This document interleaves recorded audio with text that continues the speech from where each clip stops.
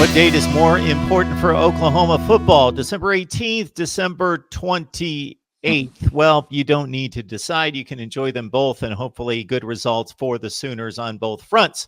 Mark Rogers TV, the voice of college football, talking Oklahoma football with, of course, the national semifinal game coming up. We will be previewing that exclusively here for the next several weeks. We're talking recruiting with National Signing Day just about 5 days away. Jason Ray on the line from Last Word on College Football. Jason, how you doing today? Doing good, Mark. Thanks for having me. It's kind of it's a very exciting part of the year with, the difference in the National Signing Day, coming up in December. I know it's got coaches scrambling, especially those coaches that are in the playoffs that have a huge game. So I know it's crazy for everybody this time of the year. Yeah, I know in sampling some of the post-game news conferences following the conference championship games, this early signing period has really put pressure on all coaches, but specifically those that coached in conference championship games, because it took away that week and they just basically said, hey, let's celebrate for 10 minutes and we're hitting the road. That's right. And have to get back on the trail to make sure that they're ensuring the future of the program. So in regards to Oklahoma, pretty typical classes for the past 2 years. Number 16 in the nation last year, number 2 in the Big 12, and securing a class that right now lines up at number 2 in the Big 12 and number 10 in the nation, according to the 247 composite. Yeah, absolutely, Mark. I think this class was looking, kind of from the outside looking in earlier in the year. It was looking like it might be a little bit light. They went pretty heavy, as you mentioned. I believe it's the second-ranked class in the Big 12, kind of depending on where you line it up. 247.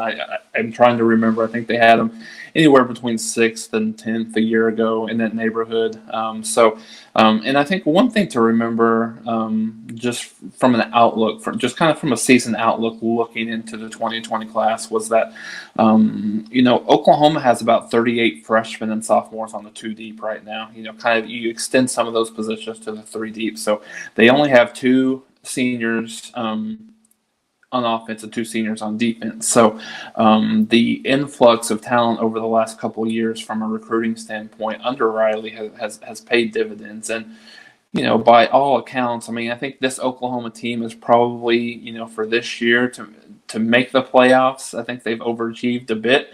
A lot of people think this might have been Lincoln Riley's best coaching job that he's done this year. Obviously, the improvement on defense is very paramount and very evident.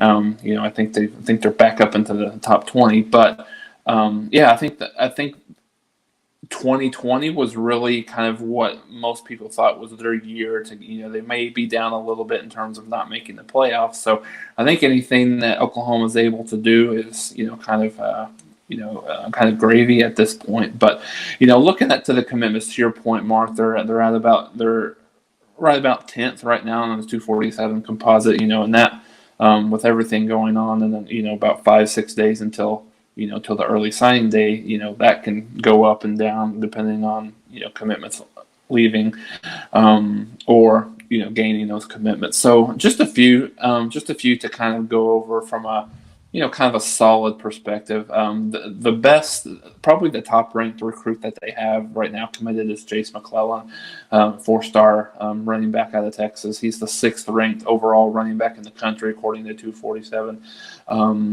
He's been a recruit. He's been a commitment for Oklahoma for about 2.5 years, which is almost unheard of in this day and age of recruiting. And Bama has been trying to get in the door, really almost over the last year. And from everything I've heard, he's a kid that just he doesn't really enjoy the recruiting process, and he has a hard time telling people no. So I think he's not necessarily shut the door on Alabama, which has caused some concern, I think, for Oklahoma. But he's still, I think, understanding how long he's been committed. He's still, I would still say he's probably still 90-95% solid to Oklahoma. You never know with kids these days, but I think it would be probably one of the biggest surprises in the last 5-10 years for Oklahoma recruiting if. In a big blow if he wasn't able to make it in here. Kind of moving on to the offensive line So they've got two guards. They've actually been able to get commitments out of the number one and the number two ranked offensive guards in the country.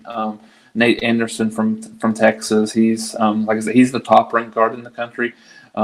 He's a very versatile offensive lineman. He played on the defensive line up until last year, so he's kind of new to the position, but at the same time he's played almost all of the guard, tackle, and center positions on the offensive line. So that's something that Bill Bedenbaugh really loves and really looks for in a lot of his offensive lineman commits, just in terms of he likes to move around people a lot, likes to create that, kind of healthy competition and certainly that depth within the offensive line. And then the other one, which is the second ranked guard in the country, is Andrew Rame, he's the number one player out of Oklahoma. Oklahoma over the last few years hasn't necessarily, they've changed their strategy a little bit in terms of, recruiting more nationally versus internally within the state of Oklahoma as well. So that was a really good get on the offensive line. And the offensive line is pretty loaded, with the exception of Creed Humphrey, which he is a sophomore, but he is eligible to leave. One of the best centers in the country. Didn't win the Remington, but was certainly within the top three. There's some thoughts that he may leave early. I know that centers typically aren't a big early round draft pick, but there's certainly a chance that he may leave early. So having those, but they do have four starters returning outside of him that are all sophomores and juniors. So I think of the two, Rame is probably a little bit more physically ready to play immediately. He's is around the 6'4", 6'5", 280 range, whereas Nate Anderson, he's probably got more of the long-term upside, but he's at 262 pounds right now, which kind of stands to reason that he could kind of gain some bulk within that area to add some good weight to that frame. So he's probably more of a redshirt likelihood at this point, and then Rame could possibly enter into the discussion from a 2-deep perspective. From an offensive perspective, the receiver and running back might be the two most loaded positions on the offense in terms of depth. I think that's one of the things that could make Jace McClellan waver a little bit, is the depth that Oklahoma has in the running back position. There's not really, everybody's coming back. Trey Sermon's actually coming off his second ACL injury, so we'll see how that works out. But they got 7-8 really good backs that could that certainly could play. So wouldn't be surprised to see one or two of those transfer after, at least after the year, or maybe after spring ball. But also in the receiver position, Marvin Mims, he's a 6'2", 6'3" guy, really good big possession receiver, high points the ball really well, catches in traffic really well, looking at his film. And, kind of closing out, a few of the solid commitments that they have. Probably one of the biggest and most important one is from the JUCO ranks, and we'll get into this a little bit more when we kind of look at some of the targets that Oklahoma's still in the mix on these last few days before the early signing period. But Perion Winfrey is the number one ranked defensive tackle in the country in the JUCO ranks, and he is committed to Oklahoma as well. This might be the most important get that they have here, in terms of who's solidly committed at this point. With the fact that Neville Gallimore, it's his senior year at the starting defensive tackle, Dylan Faamatu, who's a senior as well. So they're going to need some depth. If Perion Winfrey is from Iowa, is from a good community college in Iowa, because JUCO players are a little bit, it's hard to determine whether they're gonna work out. They go to JUCO for a reason. Grades are always a concern, which was kind of a concern with Winfrey until about a week ago. I think he's pretty solid there from a grade perspective, but you never know what kind of a kid that you're going to get. But if he pans out, he certainly could be one of those guys that could break into the starting lineup immediately next year for Grinch and his defense. Yeah, so Winfrey, as you mentioned, the number one rated defensive tackle in the country in the JUCO ranks. He's been committed for 6 months. Mims, 43rd rated wide receiver out of Frisco, Texas. I'm seeing 8 top 10 position rankings for current commits in this 2020 class. So 5 days to go, Jason. Of course, there's going to be a race to the finish for a number of these guys that are leaning one direction or the other. Who are some of those key guys that still have yet to make a hard commit that are leaning one way or the other? Yeah, so there's about right now, Mark, I think there's about 8 guys that Oklahoma is really in on. And sometimes you get names that pop up out of nowhere. And then you get names that that you think are solid that may that may go. But I mean, Jaden Hazelwood is one. He was pretty firmly committed to Georgia most of the year last year, and then kind of late in the game, his name kind of surfaced, and then obviously he ultimately committed to Oklahoma. So that's one to take in consideration. But I think, Mark, there's probably about 7 or 8 guys that Oklahoma is solidly in the mix on. So the first guy, and honestly, which is probably good news for most Oklahoma fans to hear, is that Oklahoma has done really well the last few years from an offensive perspective. And last year they started to kind of buck that trend a little bit on the defensive side of the ball, to get a lot of their 4-star guys. I think they have 7 or 8 commits last year from the 4-star ranked, and almost all of these except for one are on the defensive side of the ball. So if Oklahoma can secure 4 or 5 of these 8, specifically on the defensive side of the ball, I think that's going to be number one. That's a testament to how well Oklahoma has improved on the defensive side of the ball this year. And then a lot of kids want to play in a system like Grinch has, that's predicated on speed and creating turnovers and just flying to the football. So the first one is Josh Eaton. He's a 6'2" cornerback from Houston. Texas is in on him a little bit. He's not pulled the trigger yet, but he's a very heavy lean to Oklahoma at this point. And I think this is something that Grinch has even talked about in the before the season, that he's made several comments about we're not getting any taller in the secondary. So I think what he's looking for is a little bit bigger, more physical at the cornerback position. And Eaton certainly he's certainly there in terms of that size at 6'2". He's not pulled the trigger from a commitment yet, but I would say he's probably 80 to 85% Oklahoma right now. We talked a little bit about the JUCO. Joshua Ellison is another one. He's at a junior college there in College Station. It's been a long time A&M commit. Oklahoma's kind of gotten the door here lately, and he is, like I said, he's the number 2 defensive tackle in the country. So I think Oklahoma's made such a big impression over him on the last 2 or 3 weeks that he's probably about 50-50 between OU and A&M. I would probably give a slight lean to A&M just because of around just the closeness of being in College Station and being right there in A&M's backyard. So I think he's, again, probably it's a coin flip at this point, certainly, but I think A&M may have a slight edge there, specifically with Winfrey already being in Norman at that defensive tackle position. Kind of going back to the cornerback position. So there's about 3 or 4 here in the cornerback safety area that Oklahoma's in on. Kendall Dennis from Lakewood, Florida. He's at 6 foot, 174.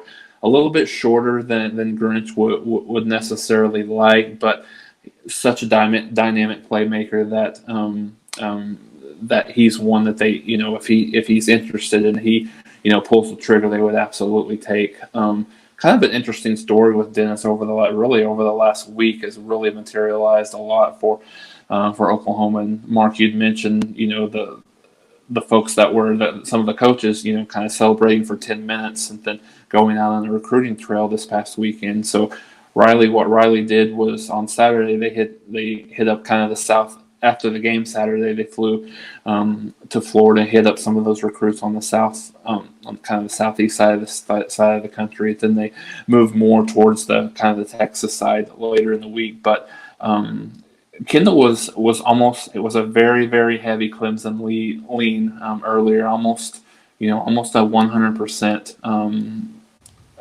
Clemson lead at that point. What Riley did, Riley had kind of an in-home with him on Sunday, and he made such an impression that he's officially canceled his official visit to Clemson, and a lot of momentum was going to Oklahoma at this point. So I think Oklahoma's probably in a pretty good shape here. Probably, I would say 70-75%. OU probably will get him. One of the other cornerbacks that Oklahoma's been in on is Dante Manning. He's one of the best cornerbacks in the country, and he was committed to Oklahoma, decommitted, committed to A&M, decommitted. He's a kid that really enjoys the recruiting process. He's kind of one of those kids who's kind of got a new flavor of the week, right?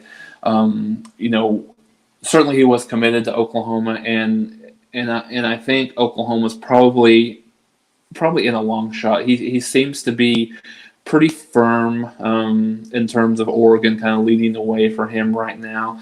Oklahoma does have an in-home with him later this. It's either today or I think it's actually early next week when they have the in-home. Kind of all signs indicate that Riley and company, they really need to hit a home run with this in-home visit to get him. He's probably, I say he's probably Oregon's to lose unless Riley can kind of pull out a miracle in that in-home. And just a couple of other ones from the defensive side of the ball. Alfred Morris, defensive tackle, he's been a Texas commit for quite some time. I think he's wavered just a bit with the staff changes in Texas, and then just kind of the season that they had, not really certainly what he would want. From some of the things I'm hearing, his mom is pro Oklahoma, but he is very pro Texas. So I think Oklahoma's still trying to get that foot in. They've got the foot in the door. They're trying to kind of get the rest of their body in there as well. I think this would be a big steal. He's still pretty firm to Texas, but he's certainly entertaining the conversations with Oklahoma at this point, and hasn't fully committed to Texas yet. Kind of going back to the safety position, we talked a little bit about cornerback safety. Justin Harrington, who's actually the number one JUCO safety in the country, he's a heavy OU lean. Most people think he's a silent Oklahoma commit at this point.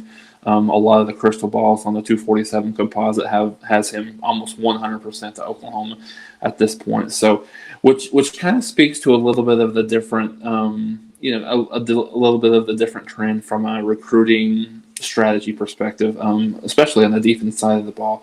There's a decent chance that Oklahoma could come away with a number one ranked safety, the number one ranked defensive tackle, then maybe even the number two ranked defensive tackle as well. So they're really kind of, going into that JUCO ranks and trying to pry some of those guys out, because recruiting in itself is a little bit difficult to manage, but JUCO's even a little bit different. And then the last two that I wanted to kind of talk through was on the offensive. Let's go to the offensive side of the ball. Chandler Morris is a very interesting story. His dad is Chad Morris. So he's with Gus Malzahn in Auburn now as the offensive coordinator, and a lot of people just kind of assume that he's probably going to follow his dad wherever he goes. From everything that I've heard, and he's kind of doing the opposite. I think he wants to make a name for himself. He's one of those kids that's not afraid of competition, and he's probably I think he's going to announce at his All-Star game. And he seems to be a pretty solid lean to Oklahoma, which is pretty surprising, just kind of in itself with who Oklahoma has. They have Spencer Rattler, they have Tanner Mordecai, and then they have the number one ranked quarterback in the 2021 class, Brock Vandegrift, which all signs point to him, still staying solid with that commitment. So a lot of competition to kind of weed through there as well. But he does seem to be pretty solid. And, the last one is, a great name, maybe a great name, maybe a terrible name as a cornerback. His name is Major Burns. He's been a long time commit out of LSU, and I think LSU's been in a position with Coach O that they've had a really certainly had a really good year, and they've been able to use that momentum on the recruiting trail, and they've had a really good class so far. And I think it's one of those situations where they just don't have room for him. I think there's some other 5-star kids at the cornerback position that they're high on, and Burns was a silent commit to Oklahoma last year, so Oklahoma's still been in contact a little bit. It kind of remains to be seen whether or not with who they have with Justin Harrington at the safety position from the JUCO ranks, if that's something they still want, if they're still looking at. So I think they're still trying to evaluate, how hard they're going to go after Major Burns at this point. All right, we talk Boomer Sooner with Jason Ray from Last Word on College Football on a regular basis. Jason, we appreciate you stopping by, getting us set for National Signing Day. We hope to have you back next week to wrap up the class. Absolutely. Thanks for having me on, Mark.